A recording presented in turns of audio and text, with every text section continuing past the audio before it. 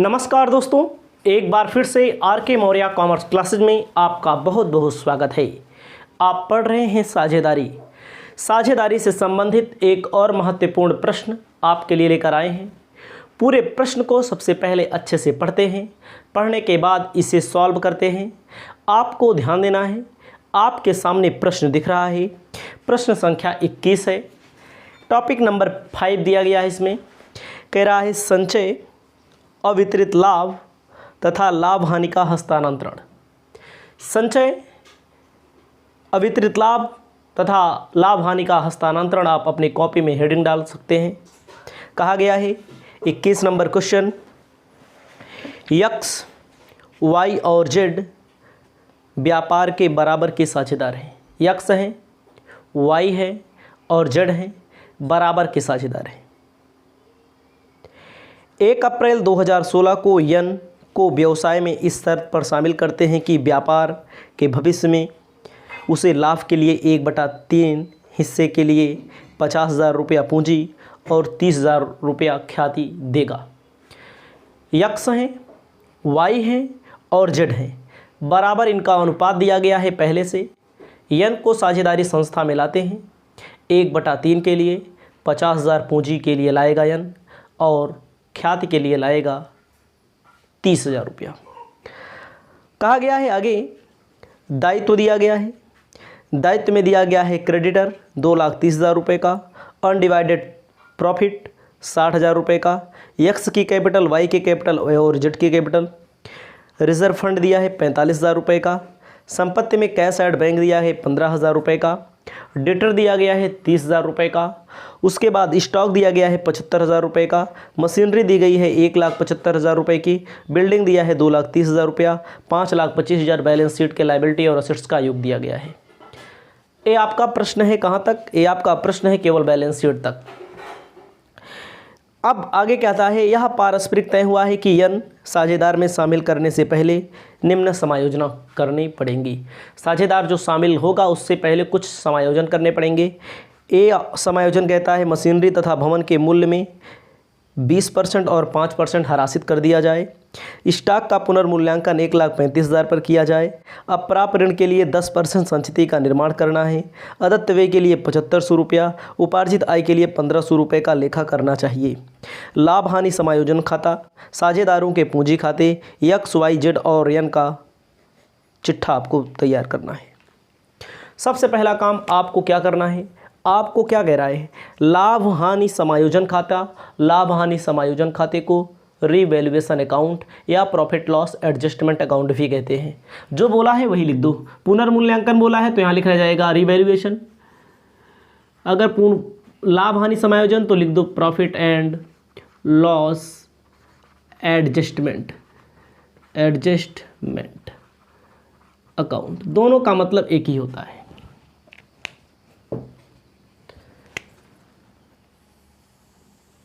आगे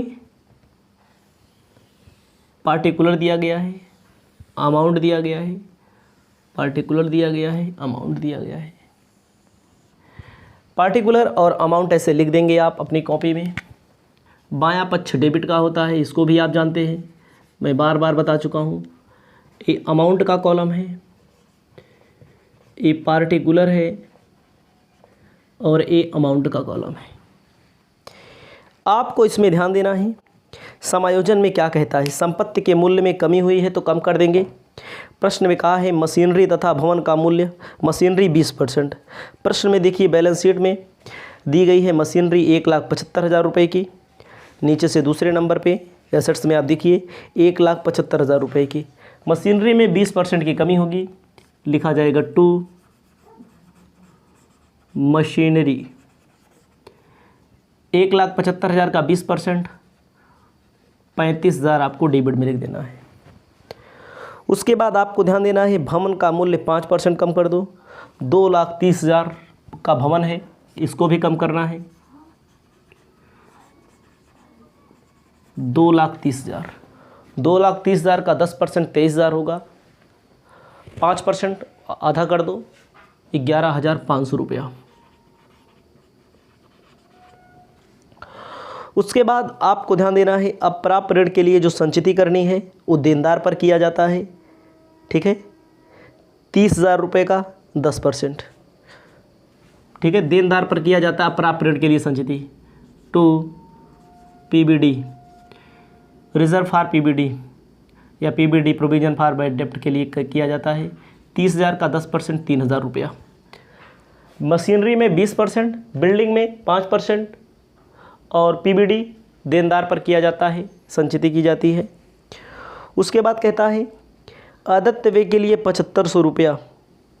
अदत्त व्यय का मतलब होता है किसी से काम करवा लिया है या किसी से मैंने उधार सामान खरीदा हुआ है या उधार काम करवाया है, उधार खर्चा, मतलब कि हमें देना है, हमें देना है तो लायबिलिटी बढ़ जाएगी।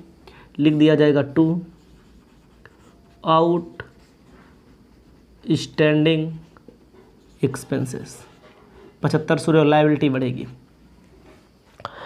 उसके बाद आपको ध्यान देना है उपार्जित आय के लिए। उपार्जित आय के लिए आपको क्या करना है, उपार्जित आय का मतलब होता है हमने कहीं पर कमा लिया, अभी मिला नहीं, मिलेगा। लिखा जाएगा बाई आउट स्टैंडिंग इनकम, या एक और लिख सकते हैं 1500 रुपये का। उसके बाद आपको इसमें एक चीज़ और ध्यान देना है, स्टॉक का पुनर्मूल्यांकन 1,35,000 रुपये पर किया गया। स्टॉक वाला भूल गए थे, लिखा जाएगा बाई स्टॉक। बढ़ रहा है इसका मूल्य, देखिए स्टॉक पहले कितने का था, स्टॉक पहले 75 का था, अब कितने का हो गया, 1,35,000 का हो गया। इसका मतलब 60,000 बढ़ रहा है।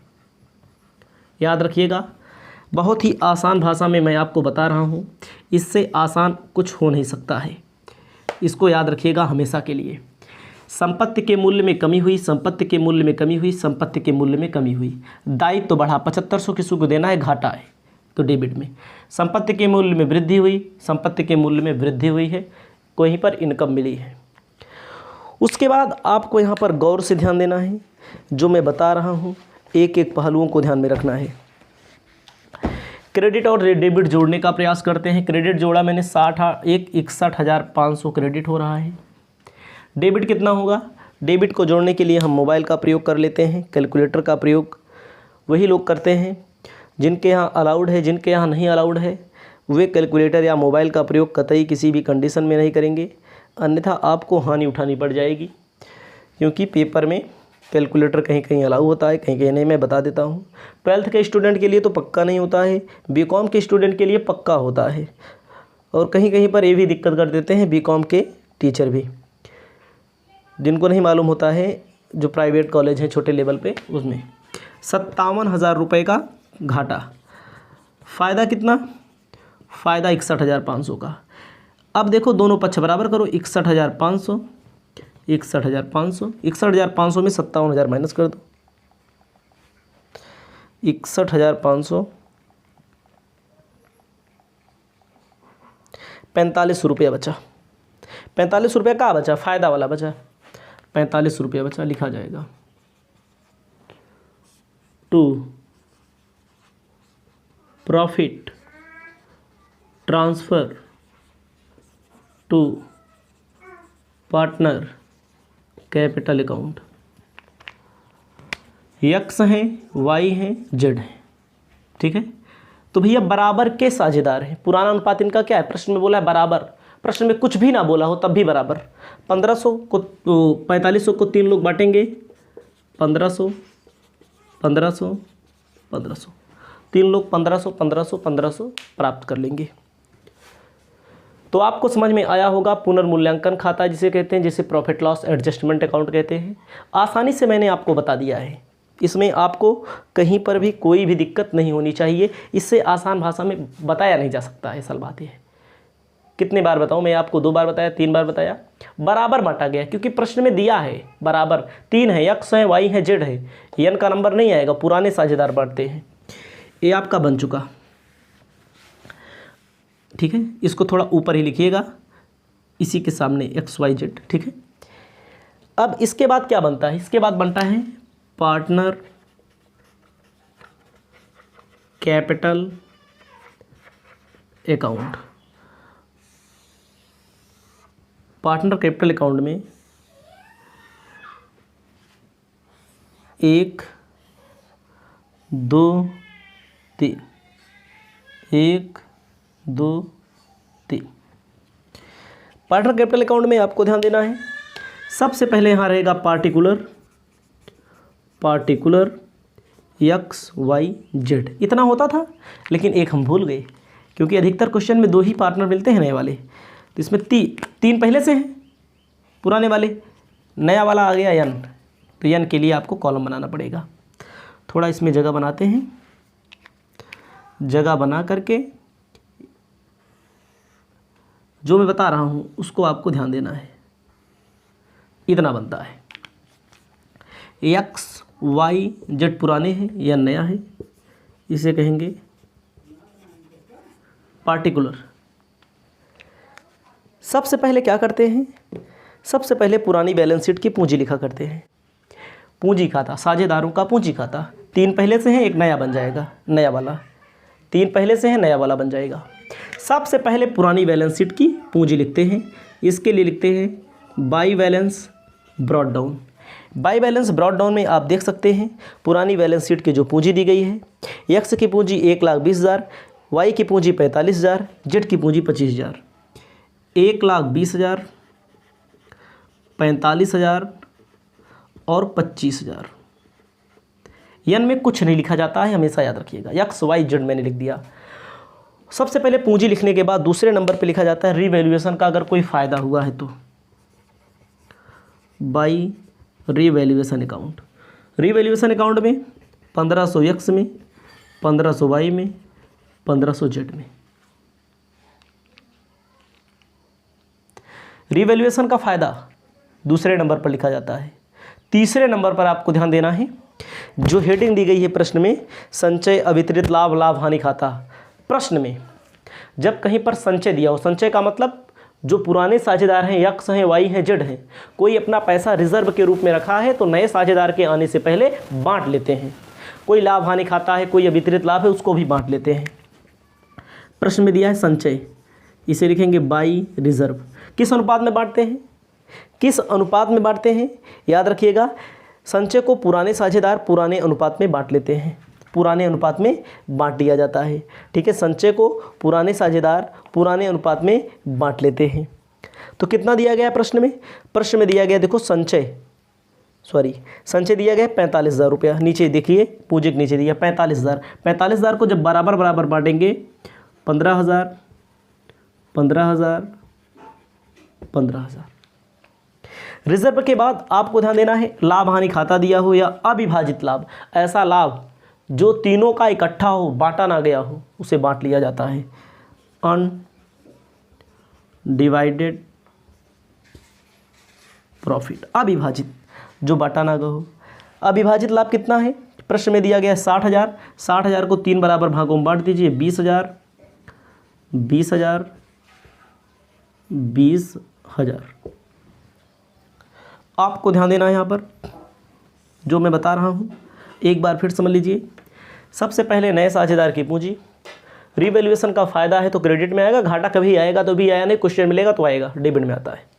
रिजर्व दिया गया है, बांट लेंगे। किस अनुपात में, पुराना अनुपात। पुराना क्या है, 1 1 1 1 1 1 मतलब बराबर बराबर। अनडिवाइडेड प्रॉफिट, पुराना अनुपात वही 1 1 1, कहीं पर लिखा नहीं है। बराबर का मतलब 1:1:1। 3 रुपये फायदा होगा तो 1 ए लेगा, 1 बी लेगा, 1 एक्स लेगा, 1 रुपया बी वाई लेगा, 1 जेड लेगा। अनडिवाइडेड प्रॉफिट के अलावा प्रॉफिट लॉस भी दिया रहता है कहीं कहीं पर, प्रश्न में नहीं दिया है। इसमें पूरे प्रश्न में पूरी चीज़ें नहीं देता। अगला है आपके सामने, क्या है, नया साझेदार आएगा, क्या लाएगा, पूंजी लाएगा, कैश। कितना पूंजी ला रहा है, 50,000। तो नए साझेदार की पूंजी एन वाले में लिख देना है, कॉलम के अंदर पैसा लिखना है आपको, 50,000। 50,000 पूंजी ला रहा है। ख्याति कितना ला रहा है, ख्याति ला रहा है कितना, 30,000। ख्याति को क्या लिखते हैं, प्रीमियम अकाउंट। प्रीमियम का मतलब क्या हुआ, नया साझेदार आएगा, 50,000 पूंजी लाएगा, ख्याति लाएगा 30,000। ख्याति को पुराने साझेदार त्याग अनुपात में बांटते हैं। त्याग अनुपात का मतलब होता है पुराना अनुपात माइनस नया अनुपात। ठीक है, त्याग अनुपात का मतलब पुराना अनुपात माइनस नया अनुपात। प्रश्न में पुराना दिया हो, नया दिया हो, निकाल करके तब त्याग अनुपात निकाला जाता है। अन्यथा पुराना अनुपात ही हमारा त्याग अनुपात होगा। तो 30,000 ला रहे हैं, प्रश्न में पुराना ही दिया है, नया नहीं दिया है। 10,000 30,000 को बांट दिया जाएगा।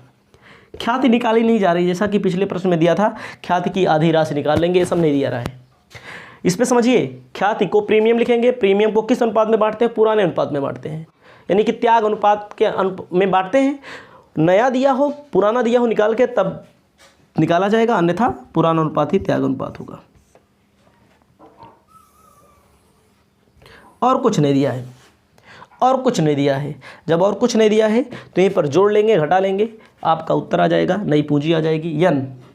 यन में आपको ध्यान देना है, 50,000 रुपये यन में लिख देना है, सीधा जोड़ने 50,000 आएगा। यहाँ पर लिख दे रहे हैं 50,000, देखिए यहाँ पर लिखा 50,000, छोटा दिख रहा है। टू बैलेंस CD का मतलब होता है नई पूंजी जो निकल के आएगी, नई पूंजी जो निकल के आएगी यही होगी। तो यन वाला काम हमारा हो गया। जेड वाले में देखते हैं, यहाँ पर कैलकुलेटर का प्रयोग अगर जायज़ है तो कर सकते हैं। 25 25 10 35 35 15 50 50 20 70 70 15 71,500 71,500 उत्तर देख लेते हैं, गलत नहीं होना चाहिए। 71,500 उत्तर भी देना चाहिए। 71,500 बैलेंस निकालेंगे, 71,500 आज जेड का आ गया आपका। उत्तर कितना आ रहा है देख लेते हैं, 71,500 सही है। देखो जोड़ रहे हैं, इधर बैलेंस कर दे रहे हैं। यहाँ पर जोड़ो 45 45 10 55 55 15 70 70 20 90 90 की 91,500 91,500, यहाँ भी लिख देंगे 91,500। यहाँ पर 1,20,000 1,40,000 हो जाएगा, 1,50,000 हो जाएगा, 1,60,000 हो जाएगा, 1,65,000 हो जाएगा, 1,66,500। इसको ऐड करके चेक कर लेते हैं, 1,66,500 1,66,500। यहाँ लिख देंगे 1,66,500, यहाँ पर लिख देंगे 1,66,500। ये आपका आंसर हो गया। नई पूंजी निकल के आ गई है। मैंने आपको कई बार बताया, इससे ज़्यादा नहीं बताया जा सकता क्योंकि वीडियो बना रहे हैं। बार बार मैं आपको बताता हूँ कई भी चीज़ें, जहाँ पर टॉपिक है पूरा बताता हूँ। एक बार अगर कम समझ में आ रहा तो एक बार फिर से देखिए वीडियो, गारंटी है कोई बहुत महत्वपूर्ण क्वेश्चन है और कोई बहुत बड़ा नहीं है, ये सब नॉर्मल क्वेश्चन माने जाते हैं। अब आपको ध्यान देना है balance sheet, new balance sheet इसे बोलते हैं, new balance sheet. New balance sheet में किसकी रहेगी, एक्स की रहेगी, वाई की रहेगी, जेड की रहेगी और एन की रहेगी। यहाँ लिखा जाता है एज ऑन 31 मार्च, जो ईयर चल रहा है उसको लिख देते हैं। इसमें आपको ध्यान देना है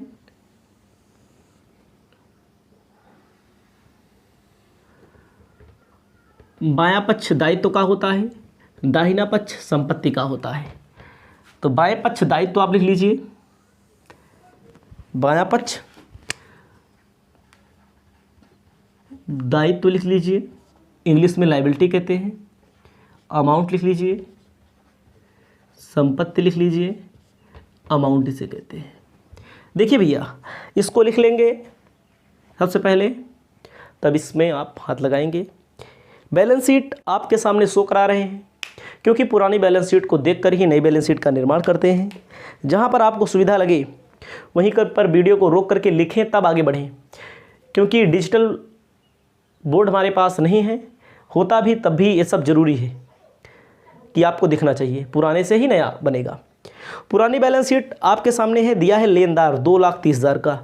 अगर कोई लेनदार दिया है, लेनदार को इंग्लिश में क्या कहते हैं, क्रेडिटर। इसमें कोई परिवर्तन नहीं हुआ, जिसमें परिवर्तन हुआ उसमें परिवर्तन करेंगे। पुराना 2,30,000 है, लेनदार से संबंधित कोई ऐसी सूचना नहीं दी गई है, कोई ऐसा एडजस्टमेंट प्रॉफिट लॉस एडजस्टमेंट के अंतर्गत नहीं हुआ है। क्रेडिटर के बाद आपको ध्यान देना है, प्रश्न में दिया गया है अनडिवाइडेड प्रॉफिट। अनडिवाइडेड प्रॉफिट मतलब ऐसा लाभ जो बांटा ना गया, पहले से था। देखो यहाँ पर बट गया, यहाँ पर बट गया, सब साझेदार पा गए, इसको नहीं लिखा जाएगा। जो बांट दिया गया लायबिलिटी उसको नहीं लिखा जाएगा, दे दिया गया जिसका जिसका था, अब नहीं है, नहीं है तो नहीं लिखेंगे अनडिवाइडेड प्रॉफिट। कैपिटल,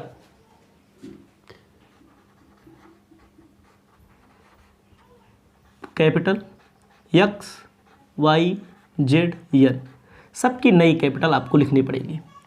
सबकी नई कैपिटल जब आप लिखेंगे तो एक्स की 1,66,500, वाई की 91,500, जेड की 71,500, उसके बाद कैपिटल 50,000। इसको जोड़ेंगे अभी बाद में। उसके बाद में आप एक चीज़ और देख सकते हैं, कहीं देखिए कोई नई लायबिलिटी तो नहीं आ गई जो बकाया हो। 7500 बकाया है किसी का, इसे कहेंगे आउटस्टैंडिंग लायबिलिटी, आउटस्टैंडिंग एक्सपेंसेस। कितना? 7500 बकाया है, तो ये भी लायबिलिटी होगी, इसको जोड़ लेंगे।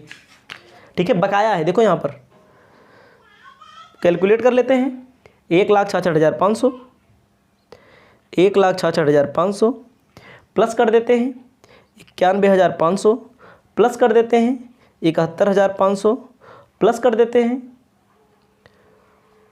50,000, 3,79,500, 3,79,500। लायबिलिटी में कोई सोचना नहीं है, सोचना नहीं है तो सबको जोड़ भी देते हैं तुरंत, ऐसे झंझट से मुक्ति मिल जाए। 7500 प्लस 2,30,000, 6,17,000 आपका आंसर आ रहा है। सिर्फ लायबिलिटी मैंने भी जोड़ा है बस, अभी एसेट्स तो मैंने लिखा ही नहीं। अब आपको ध्यान देना है एसेट्स में क्या करना है। एसेट्स में आपको ध्यान देना है, पुरानी बैलेंस शीट को देखना जरूरी है आपके लिए। एसेट्स में देखिए कैश एट बैंक दिया गया है 15,000 रुपये का, कैश एट बैंक 15,000 दिया है। इसमें ऐड किया जाएगा, ऐड क्या किया जाएगा? जो नया साझेदार लेकर आ रहा है 50,000 रुपया, देखो पूंजी का 50,000 लेकर आ रहा है, ख्याति का 30,000 लेकर आ रहा है, 50 30 80 80 15 95,000 रुपया। देखो कैश ऐड बैंक एक बार फिर समझिए, 15,000 पहले से है, 50,000 पूंजी की आ रही है प्रश्न में, 30,000 प्रीमियम का आ रहा है यानी ख्याति का आ रहा है। टोटल कैश फर्म में कितने का हो जाएगा? 95,000 का हो जाएगा। डेटर दिया गया, डेटर मतलब क्या होता है? देनदार। डेटर दिया है देनदार, देनदार दिया है 30,000 का, इसमें कुछ कमी हुई है। देनदार दिया कितने का? 30,000 का, 3,000 रुपये माइनस कर देंगे क्योंकि कमी हुई है 27,000 रुपया। उसके बाद प्रश्न में आप देखते चलिए, दिया है स्टॉक 75,000 का, स्टॉक दिया है 75,000 का। देखो इसमें बढ़ करके 60,000 बढ़ करके 1,35,000 हो गया था। कितना? 1,35,000, हाँ बढ़ गया था। 75 का था, बाद में कह रहा है 1,35,000, तो प्लस हुआ कितना? 60,000। उसके बाद मशीनरी 1,75,000 दिया है, मशीनरी 1,75,000 दिया है। मशीनरी में 1,75,000 रुपये दिया है, लेकिन इसमें 20% की कमी हुई थी। 20% कितने की कमी हुई थी? 35,000 रुपये की कमी हुई थी। देखो 35,000 कमी हुई थी, 1,40,000 रुपये की बचेगी। कितना बचेगी? 1,40,000 रुपये की बचेगी। उसके बाद प्रश्न में क्या दिया है? Building, building 2,30,000। बिल्डिंग कितनी थी? 2,30,000। 2,30,000 में माइनस कर देंगे, कितना माइनस करेंगे? 11,500। 11,000, ये 23,000 लिखा, 2,30,000 11,500 माइनस करेंगे, 11,500 माइनस कर दिया जाएगा। 2,30,000 में 11,500 माइनस करेंगे, 2,18,500, 2,18,500। उसके बाद एक चीज़ और है, जैसे यहाँ पर दायित्व कितने रुपए का था? दायित्व था 7500 का, दायित्व था तो यहाँ लिखा गया। संपत्ति है आउटस्टैंडिंग इनकम, आउटस्टैंडिंग इनकम 1,500 रुपये का, जोड़ लेंगे 6,17,000 रुपये आ जाएगा। इसको एक बार फिर से जोड़ते हैं, संपत्ति वाला भी जोड़ लेते हैं, अभी मैंने केवल दायित्व वाला जोड़ा है। जोड़ करके एक बार फिर से समझाते हैं आपको। बैलेंस शीट 75,000, 95,000, 27,000, उसके बाद 1,35,000, उसके बाद 1,40,000, उसके बाद 2,18,500, उसके बाद 1,500, 6,17,000। क्रेडिटर में कोई परिवर्तन नहीं, नई पूंजी ये वाली लिखी जाएगी, एक्स की, वाई की, जेड की और एन की। आउटस्टैंडिंग एक्सपेंसेस 7,500 है। कैश एट बैंक में 15,000 पहले से था, 50,000 नई पूंजी आई, 30,000 रुपया ख्याति आई है, मैंने लिखा है। डेटर में 3,000 का रिजर्व हुआ है। स्टॉक में बढ़ोतरी हुई है, मशीनरी में कमी हुई है, बिल्डिंग में बहुत कमी हुई है, आउटस्टैंडिंग इनकम मैंने लिख दिया है। दोनों पक्षों आपके बराबर आ रहे हैं। प्रश्न आपका सही है। इस वीडियो के बाद आपको हम उपलब्ध करा रहे हैं 22वां नंबर प्रश्न, जो कि इससे भी महत्वपूर्ण है। आपको मिलते हैं अब अगली वीडियो में।